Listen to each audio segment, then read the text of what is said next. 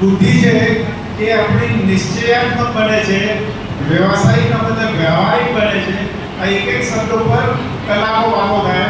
પણ મારો કહેવાનો છે કે જે આપણી બુદ્ધિ સ્થૂળ બુદ્ધિ છે, પોતાનો હિત જોનારી છે, એની જગ્યાએ આત્મકલ્યાણ અર્થે કઈ રીતે આપણે પ્રભુ સ્મરણને કરવું એ બુદ્ધિ લઈ જાય છે.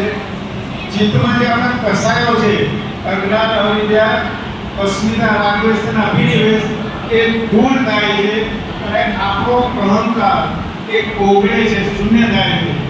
અંતઃકરણ શુદ્ધ કરનાર ત્રીજી દ્રષ્ટિ એટલે કે પોતાના સ્વરૂપની દ્રષ્ટિ, હું શુદ્ધ ચૈતન્ય સ્વરૂપ આત્મા છું અને માત્ર ને માત્ર આ શ્રીમદ ભાગવત કથા દ્વારા જ શક્ય છે.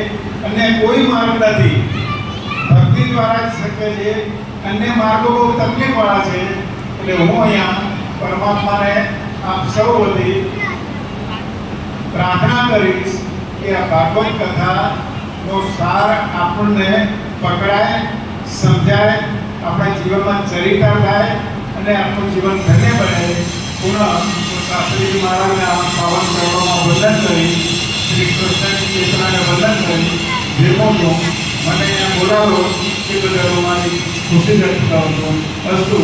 શ્રી કૃષ્ણ ભગવાનની જય.